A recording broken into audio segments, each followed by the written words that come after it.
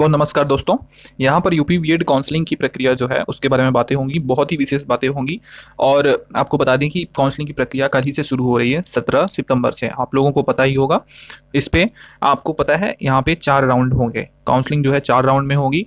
First round में आप सभी जहाँ तक जानते होंगे, एक रैंक फर्स्ट से 75,000 तक के विद्यार्थियों को बुलाया, मतलब यहाँ पे अप्रूव किया गया है कि इतने लोग जो है फर्स्ट राउंड में इन्वॉल्व हो सकते हैं। तो फर्स्ट राउंड की विशेष पूरी जानकारी इस वीडियो में आपको हम बताएंगे कि आप क्या किस किस कौन कौन से स्टेप में आप रजिस्ट्रेशन करेंगे और कब आपको कॉलेज में जाना होगा, कितनी फीस कब देनी होगी, ये सारी चीज़ें इस वीडियो में डिस्कस होंगी।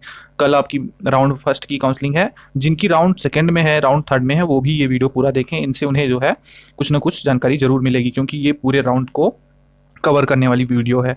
राउंड 4 के बाद यहाँ पे पूल काउंसलिंग होगी, जो कि एलिजिबिलिटी के आधार पर होती है। उसमें कोई रैंक वगैरह नहीं देखी जाती। और उसके बाद लास्ट में डायरेक्ट वो होती है काउंसलिंग, वो भी एलिजिबिलिटी के आधार पर होती है। तो हम पढ़ते हैं वीडियो में। राउंड फर्स्ट के बारे में बताएंगे। आप वीडियो को इन तक देखिएगा, सब्सक्राइब करें, लाइक करें, आप चाहे ना करें उससे मतलब नहीं है, लेकिन वीडियो को पूरा देखिएगा, जिससे कि आपको पता रहे कि आपको कैसे कैसे डॉक्यूमेंट्स रिक्वायरमेंट क्या क्या चीज़ होनी है, और जिससे आपको परेशानी आगे ना हो। ये आप देख सकते हैं, ये काउंसलिंग दिशा निर्देश है, और ये आपका है राउंड फर्स्ट का। पहली राउंड काउंसलिंग के लिए है, चरण फर्स्ट पंजीकरण के लिए है। ये आप देखिए यहाँ पे स्टेप फर्स्ट है। सबसे पहले स्टेप फर्स्ट में रजिस्ट्रेशन होगा। रजिस्ट्रेशन में वही लोग इसमें फर्स्ट रजिस्ट्रेशन कर पाएंगे जो कि स्टेट रैंक के आधार पर जो काउंसलिंग के चरण निर्धारित किए गए हैं। मतलब रैंक फर्स्ट से 75,000 वाले जो हैं, वो जो इस राउंड में काउंसलिंग में पार्टिसिपेट हो रहे हैं फर्स्ट में, वही। ठीक है।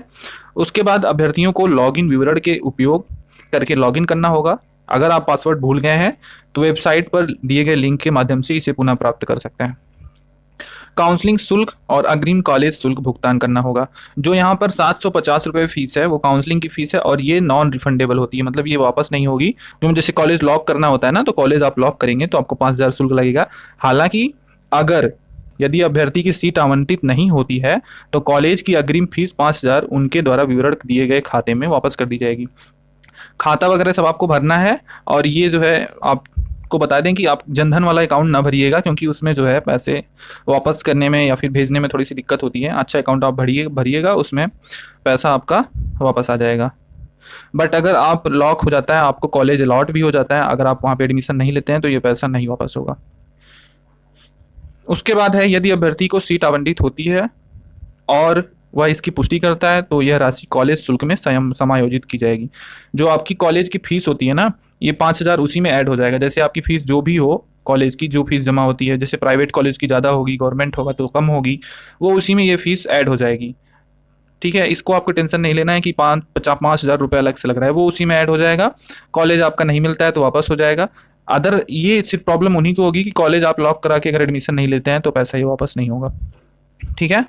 यदि अग्रिम शुल्क आवंटित महाविद्यालय शुल्क से अधिक है तो अतिरिक्त राशि आवंटित महाविद्यालय से वापस की जाएगी।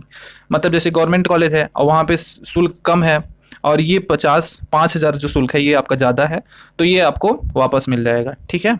तो सारी चीज़ें क्लियर हो गई ना शुल्क की। तो आगे बढ़ते हैं। स्टेप 2 होता है चॉइस फिलिंग। अच्छा, ये चॉइस फिलिंग कब होगा, आपको मैं दिखाता हूँ एक और नोटिस। ये नोटिस आप देखिए, यहाँ पर आप देखिए पूरी डिटेल्स है कि राउंड फर्स्ट में जो है 1 से 75,000 वाले हैं, राउंड सेकंड में 75,000 1 से 2 लाख, राउंड सेकंड में 2 लाख 1 से 3.5 लाख। ये जो प्लस लेफ्ट ओवर दिखा रहा है, मतलब जो फर्स्ट राउंड में जो बच जाएंगे वो भी सेकंड राउंड में आ सकते हैं, सेकंड फेज में या राउंड में। फिर जो थर्ड होगा वो 2 लाख 1 से 3.5 लाख। उसके बाद जो फोर्थ होगा वो 3.5 लाख से अंत तक, मतलब जितने भी लोग होंगे, और जो बचे होंगे वो भी। पूल का मैंने बता दिया, एलिजिबिलिटी गाइडलाइन के ऊपर है, और वैसे डायरेक्ट भी वही है। सबकी अलग अलग डेट है। जैसे इसमें जो फेज फर्स्ट है उसमें रजिस्ट्रेशन आपका 17 से लेके 20 तक होगा। मतलब 17 सितंबर कल से लेके 20 सितंबर तक आप रजिस्ट्रेशन कर पाएंगे। उसके बाद 21 से लेके 24 तक चॉइस फिलिंग आप करेंगे। ये जो स्टेप 2 मैंने अभी यहाँ पे डिस्कस किया ना, ये आप यहाँ पे जो स्टेप 2 अभी मैं बताने जा रहा था, विकल्प भरना, चॉइस फिलिंग, ये आप जो है कब से कर पाएंगे। यहाँ पे डेट दे रखा है, आप देखिए 21 तारीख से रजिस्ट्रेशन एंड चॉइस फिलिंग है। ठीक है। तो ये रजिस्ट्रेशन के साथ चॉइस फिलिंग होती है। उसके बाद 25 सितंबर को जो है अलॉटमेंट होगा। ठीक है। फिर 26, 27, 28 को और 29 को ये सीट कंफर्मेशन फी पेमेंट, मतलब जो 5,000 आपको भरना है वो 26, 27, 28, 29 को जमा करना है, और जो 750 है वो पहले रजिस्ट्रेशन फीस है। ठीक है। अब आपको बताते हैं सेकेंड स्टेप में करना क्या है। स्टेप सेकेंड है चॉइस फिलिंग। इसमें जब वही अभ्यर्थी फिल कर पाएंगे जो स्टेप 1 को किए होंगे, मतलब जो रजिस्ट्रेशन भरेंगे, ये स्टेप फर्स्ट जो करेंगे वही जो है स्टेप सेकेंड करेंगे। चॉइस फिलिंग से पहले अभ्यर्थी को अपने आप को सत्यापित करना होगा, वेरीफाई करना होगा।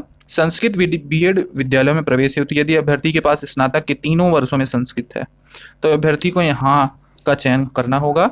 उसके बाद है अभ्यर्थी द्वारा ऑनलाइन आवेदन पत्र में भरे अपने लिंक को गलत होने की स्थिति में सही करने का विकल्प भी होगा। और उसके बाद है कि काउंसलिंग के लिए पंजीकृत अभ्यर्थियों को अपनी पसंद के अनुसार अपने विकल्प भर सकते हैं, भरने होंगे। यहाँ पे विकल्प आप जितना चाहे उतना दे सकते हैं, जितना आप विकल्प देंगे वो आपके लिए उतना ही ज़्यादा अच्छा होगा। जैसे विकल्प ज़्यादा होंगे तो आपको आवंटन की जो अस्वीकृति होती है, मतलब कि जो आवंटन कैंसिल हो जाता है कभी कभी, उसमें दिक्कत नहीं होगी और काउंसिल ज़्यादा नहीं होगा, क्योंकि आपने बहुत सारी चॉइस फिलिंग की होगी तो कैंसिल होने के चांसेस कम हो जाते हैं। ठीक है। आगे है अंतिम सबमिशन तक विकल्पों को पूर्वावलोकन पुनर्व्यवस्थित किया जा सकता है। जब तक आप फाइनल सबमिशन नहीं कर देते तब तक आप करेक्शन वगैरह कर सकते हैं, देख वगैरह सकते हैं। विकल्प कई सत्रों में भरे जा सकते हैं। लॉग आउट करने से पहले इन विकल्पों को सेव करते रहना चाहिए। मतलब आप कई बार में ये सबमिशन कर सकते हैं फॉर्म का, लेकिन जब आप एक बार लॉगिन करें तो लॉग आउट करने से पहले आप जो भरे रहे हैं उसको सेव कर लें। अगर आप नहीं करेंगे तो डाटा सेव नहीं रहेगा, वो खो जाएगा। ठीक है। उसके बाद और डिटेल्स हैं, उसको मैं आपको बता देता हूँ। अभ्यर्थी द्वारा भरे गए विकल्प अंतिम है और एक बार लॉक होने के बाद इसे बदला नहीं जा सकता। इस प्रकार अपने स्वयं के हित में अभ्यर्थियों को वरीयता के आवश्यक क्रम में अधिक से अधिक संख्या में कॉलेजों के विकल्पों को भरना होगा। ठीक है। आप अधिक से अधिक कॉलेज के विकल्प भर सकते हैं और यहाँ पर एक बार लॉक हो जाएगा तो फिर से आप बदल भी नहीं सकते। यदि किसी अभ्यर्थी ने विकल्प जमा कर दिया है लेकिन विकल्प भरने की अंतिम तिथि समाप्त होने के बाद तक लॉक नहीं किया है तो ये क्या होगा जानते हो? अपने से ही लॉक हो जाएगा बाद में, आप अगर लॉक नहीं किए रहेंगे तो आप ये सब चीज़ें ध्यान दें। अब फिर चरण फर्स्ट होता है, ये कॉलेज अलॉटमेंट होता है। कॉलेज आवंटन नियमानुसार अभ्यर्थी के राज्य रैंक, जो आपका रैंक होगा, जैसे आप 1 से 75 जा रहे हैं तो वो आपकी रैंक है, के साथ साथ काउंसलिंग के दौरान वरीयता क्रम में उनके द्वारा चुने गए कॉलेजों के आधार पर, जैसे आपकी एलिजिबिलिटी जो होगी, आप कितने एलिजिबल हैं वो भी देखा जाएगा। राज्य की आरक्षण नीति का पालन केवल सहायता प्राप्त और सरकारी कॉलेजों में ही किया जाएगा। मतलब जो एडेड होंगे और जो गवर्नमेंट होंगे उन्हीं में आरक्षण नीति चलेगी, बाकी प्राइवेट कॉलेजों में ये सब नहीं चलती। सीट आवंटन परिणाम केवल अभ्यर्थी लॉगिन पर उपलब्ध होगा, अन्यत्र नहीं। अगर आप सीट आवंटन का परिणाम चाह रहे हैं तो आपको लॉगिन कर कर ही पता चलेगा और कहीं आपको पता नहीं चलेगा, आप लॉगिन करके चेक करेंगे तो पता चलेगा। सहायता प्राप्त सरकारी और स्व वित्त पोषित महाविद्यालयों में ईडब्ल्यूएस आरक्षण का पालन किया जाएगा। ठीक है। तो ईडब्ल्यूएस वालों को भी यहाँ रिजर्वेशन मिलेगा, लेकिन वही बात है ना, प्राइवेट में आप ईडब्ल्यूएस लेके जाएंगे तो वहाँ थोड़ी ना होगा। चरण 4 है यहाँ पे अनंतिम आवंटन सह पुष्टि पत्र डाउनलोड किया जाना। यहाँ पे जिन अभ्यर्थियों को कॉलेज आवंटित किया जाता है उन्हें जेई बीएड की वेबसाइट के माध्यम से अंतिम आवंटन सह पुष्टि पत्र डाउनलोड करना होगा।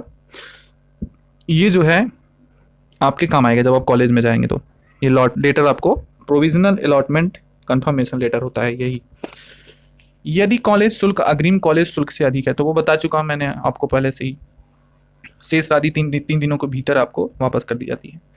यह क्योंकि गवर्नमेंट कॉलेज में कहीं कहीं फीसें कम होती हैं, 5,000 से भी कम होती हैं, तो आपको वापस हो जाएंगे, आप चिंता बिल्कुल ना करें। अनुसूचित जाति और अनुसूचित जनजाति तथा ईडब्ल्यूएस अभ्यर्थियों को कॉलेज शुल्क की राशि अग्रिम कॉलेज शुल्क से अधिक होने पर शेष राशि का भुगतान करना होगा। ठीक है। उसके बाद है चरण 5 आवंटित कॉलेज में रिपोर्ट किया जाना।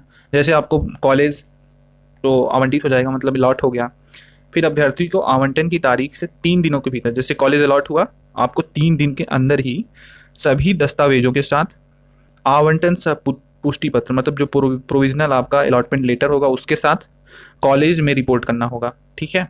ये लिखा भी है यहाँ पे, आप अच्छे से सारी डिटेल्स को पढ़ लीजिएगा जिससे कि आपको बिल्कुल ही दिक्कत ना हो, बाद में दिक्कत हो जाती है। ये देखिए 3 दिन के भीतर ही जाइएगा आप। आवंटित महाविद्यालय के प्राचार्य द्वारा अभ्यर्थी के मूल दस्तावेजों का भौतिक सत्यापन किया जाएगा। यदि अभ्यर्थियों के दस्तावेज कॉलेज प्राधिकरण द्वारा मान्य नहीं पाए जाते हैं तो उनका अभ्यर्थन निरस्त कर दिया जाएगा। अब देखिए उनके भी ऊपर है, वो भी कर सकते हैं।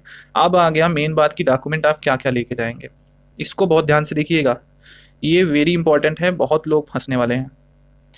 अभ्यर्थियों को अपने निम्नलिखित दस्तावेजों की मूल और स्वप्रमाणित प्रति ले जाने की आवश्यकता होगी। मतलब ओरिजिनल कॉपी भी आप ले जाइए, और इसकी जो है सेल्फ असिस्टेड कॉपी, मतलब उसका फोटो स्टेट करा के उस पर जो है अपना साइन कर लीजिएगा।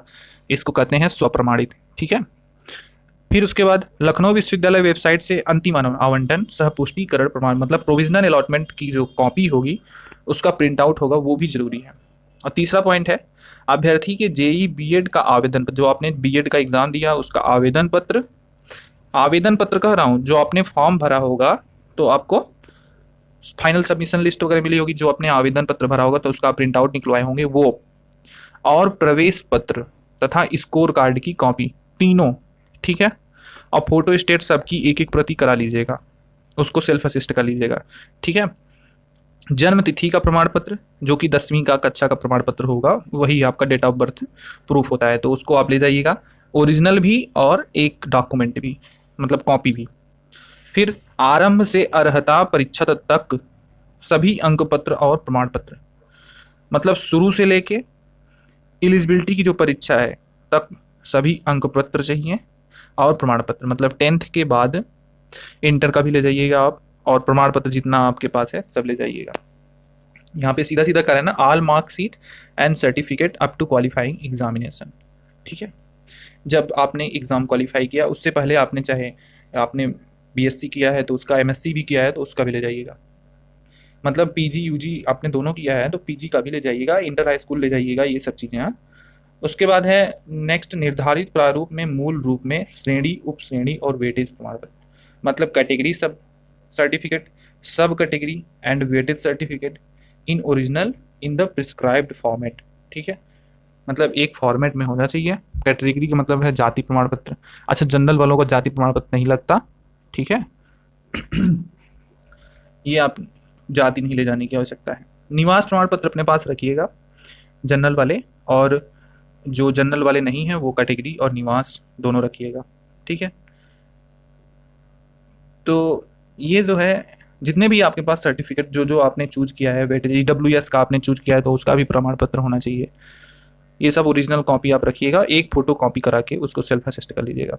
उसके बाद है सरकार द्वारा जारी मूल फोटो पहचान पत्र। आप आधार कार्ड, ओरिजिनल फोटो आईडी, तो आधार कार्ड आप ले सकते हैं, पैन कार्ड ले सकते हैं, ड्राइविंग लाइसेंस ले सकते हैं, जो भी आप उचित समझें रखे रहिएगा अपने पास।